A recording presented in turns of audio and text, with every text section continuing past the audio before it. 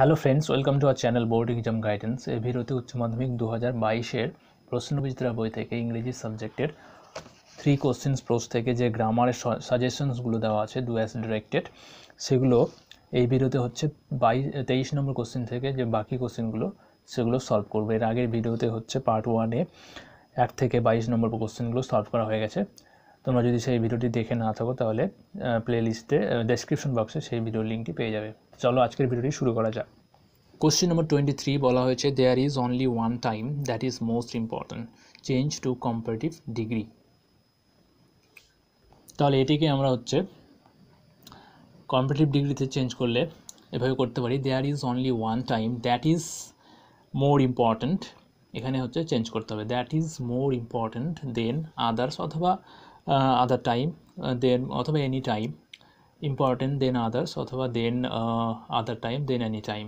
There is only one time that is more important than any time. Question number 24, you alone can help me, make it negative. এটি কিসে আছে? পজিটিভে আছে।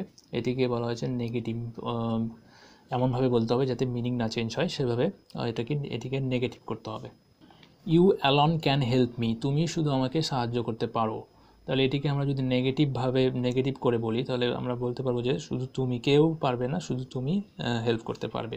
তাহলে আমাদের সেন্টেন্সটি হচ্ছে নান দিয়ে শুরু হচ্ছে, নান বাট ইউ, তুমি ছাড়া আর কেউ হচ্ছে সাহায্য করতে পারবে না, মানে তুমি শুধু সাহায্য করতে পারবে। None but you alone can help me, এটি হচ্ছে আমাদের অ্যান্সার।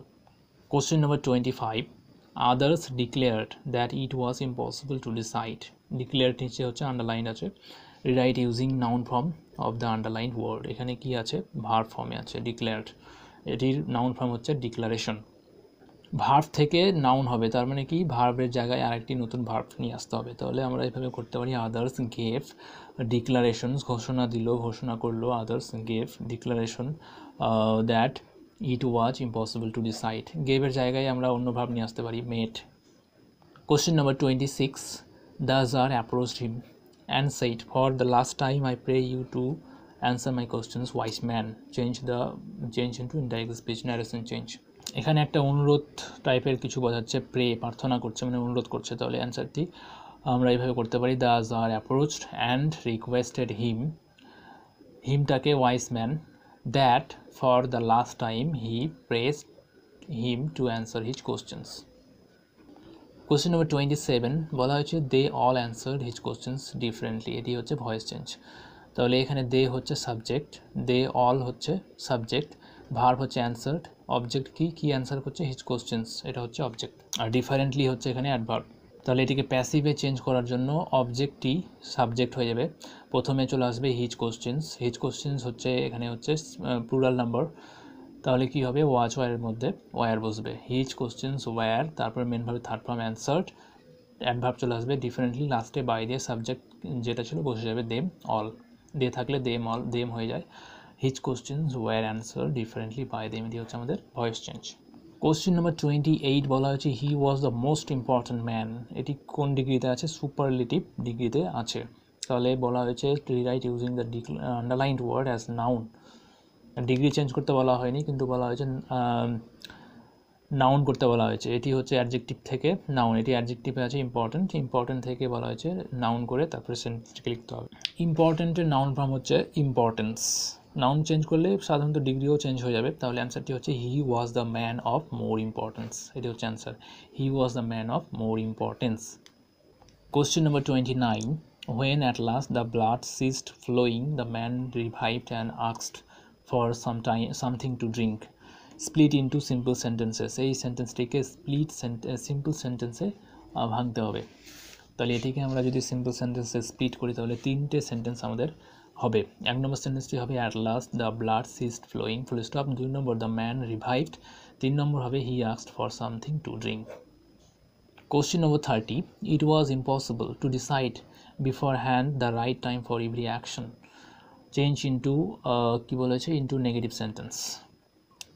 It was impossible, এটা ছিল অসম্ভব, এটা অসম্ভব ছিল, তার মানে কি আমরা যদি নেগেটিভ করে বলি তাহলে বলতে হবে যে এটা পসিবল ছিল না, ইম্পসিবলের বিপরীত শব্দ নিয়ে আসতে হবে আর ওয়াজের আগে একটি নট লিখতে হবে। তাহলে অ্যান্সারটি হচ্ছে it was not possible to decide beforehand the right time for every action. Question number 31. The hermit listened to the jar but answered nothing. Change into complex sentence. Hermit জারের কথা শুনলো কিন্তু কোনো উত্তর দিল না, তাহলে আমরা এটিকে কমপ্লেক্স সেন্টেন্সে জটিল বাক্যে যদি আমরা লিখি তাহলে হচ্ছে দো দিয়ে সেন্টেন্সটি শুরু হবে। Though the hermit listened to the tsar, যদিও হারমিট জারের কথা শুনলো, he answer nothing. Though the hermit listened to the tsar, he answer nothing. Question number 32. Having taken leave of the wounded man, the jar went out into the porch and looked around for the hermit. Split into simple sentences. এই সেন্টেন্সটিকেও হচ্ছে split করতে হবে simple সেন্টেন্সে। এটিকে হচ্ছে simple সেন্টেন্সে split করলে তিনটে সেন্টেন্স হবে। এক নম্বর সেন্টেন্সটি হবে he took leave of the wounded man, full stop. 2 number, the jar went out into the porch, full stop. 3 number সেন্টেন্সটি হবে he looked around for the hermit.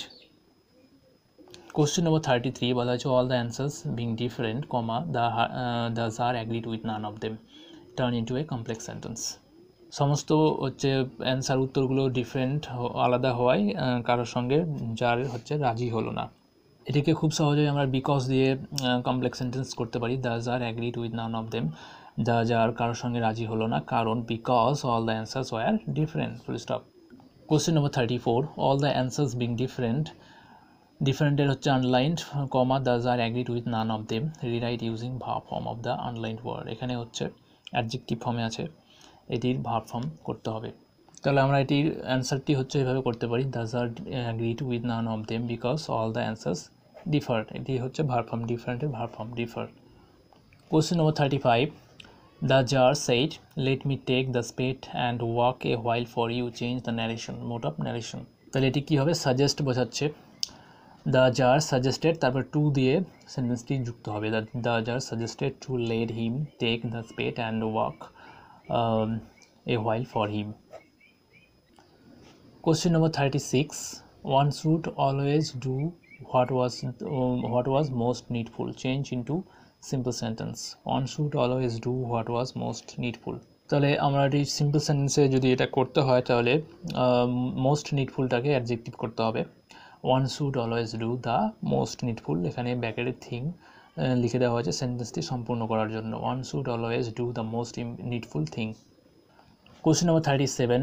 I came upon your bodyguard and they recognized me, change into a complex sentence. এটি হচ্ছে কম্পাউন্ডে আছে, compound থেকে আমাদের complex সেন্টেন্সে করতে হবে। এটিকে সিম্পলি হু দিয়ে আই কেম আপন ইউর বডিগার্ড, যারা এখানে হু দিয়ে রেকগনাইজড মি হচ্ছে রেকগনাইজডগুলো চিনতে পারলো, তাহলে কী হবে কমপ্লেক্স সেন্টেন্স, আই কেম আপন ইউর বডিগার্ড, হু যারা রেকগনাইজড মি রেকগনাইজ করলো, এটা হচ্ছে complex sentence. Question number 38. Having taken leave of the wounded man, the jar went out into the porch, change into a compound sentence. এটিকে simply হচ্ছে আমরা and দিয়ে compound করতে পারি। The czar has taken leave of the wounded man and went out into the porch. The jar has taken leave of the wounded man and leave out of the porch.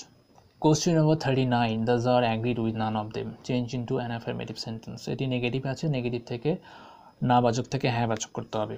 এটিকে affirmative করার জন্য আমাদের কি করতে হবে, অ্যাগ্রিডের বিপরীত শব্দ এখানে লিখতে হবে।